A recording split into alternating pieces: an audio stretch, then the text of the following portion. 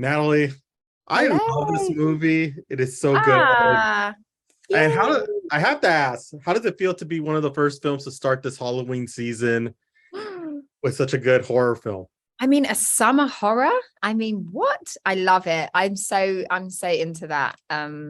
Yeah, I mean, we've hopefully we've got given some inspiration for some costumes in October because Exactly. some characters. Exactly. Since Halloween unofficially starts here in LA, September 8th. Oh, I didn't know that. Yeah, well, all the Halloween festivities start that day, and then afterwards they start. So it's a perfect time for a Oh, movie. I had no idea. Okay, cool. I'm honored then to be one of the first horror movies to kick off the season then. Exactly. So, what was it about this film? Because it's a different take on this type of genre. When you got the Yeah. script, how fun was it to play in the sandbox?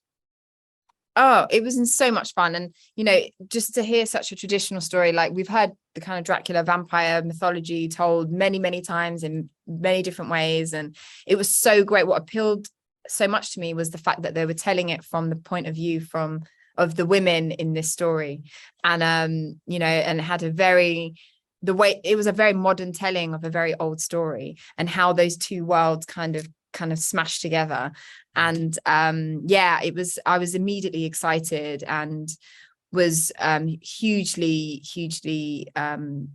just like it was overwhelmed and just couldn't believe that I got to be a part of it. So it was great. And being so underrepresented in horror and thriller, like to be a part of such a female centric piece was just really, really cool. Always choose some strong female roles. Like Ramsey's strong, smart. In this movie, Evie is strong, smart, friggin' isn't gonna Mostly. put down. Doesn't always make smart Well, choices. no, but I mean, No, she's a very smart, capable woman, yeah, but I think she yeah, I'm definitely drawn to playing very, very capable, smart women. Um because I think like it's important to see characters like that. I mean, so often we're like the damsel in the distress, or we're like the sort of sex object, or we're like, obviously a lot of those things are being challenged now and dismantled now, and we're not seeing as tropey or stereotyped characters as we used to. But I love playing those women who are kind of nuanced and have real like multifaceted characters. And yeah, so but yeah, yeah, the kind of very smart, capable ones I'm definitely drawn to. yeah, and I They're the love kind of women I want to be friends with in real life. yeah, because that's what I love seeing on screen. I don't like the damsel in distress role. It's overplayed, and I like the way you played this role and the way the character played out in this film. Yeah, and I think it's just so often we're like saved by somebody else, and I think um very often we're not really taught that we can be our own savior, we can be our own hero. And I think what plays out so nicely with Evie is that she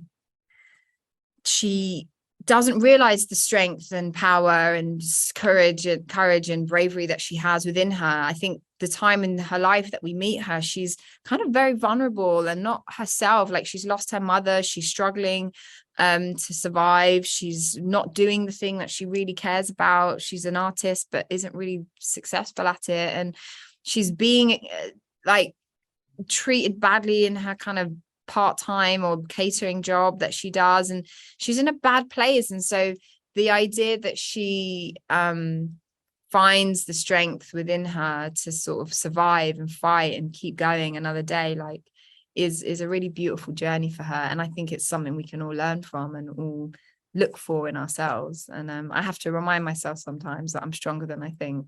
Yeah. And so yeah. Yeah, that's why like I've been raised by amazingly strong women, and I love the fact of seeing movies like this where it's represented Same. this. One thing I gotta ask, a fun question. Did you ever get some of the scenes ever get scared on set where you're just Well, to be honest, it's kind of yeah, I think most of the time I'm just playing the reality of my character. So I kind of am using my imagination a lot to really, because a lot of the things aren't, obviously happening right in front of you sometimes. But the scariest part for me was being put in a coffin. I wasn't acting that day. Let's just do that. Yeah, I don't blame you. I don't blame you at all. I'm claustrophobic. I don't want to be in any small space. Exactly. Whether it's a coffin or a cupboard or anything. So exactly. But I can hardly wait till the Muse TV audience gets to see this film this Friday. I think everybody's going to enjoy it. Nathalie, thank you so much for stopping with us. We really appreciate it, and we can't wait till next year when we get to talk to you again. Thank you so much. Thank you.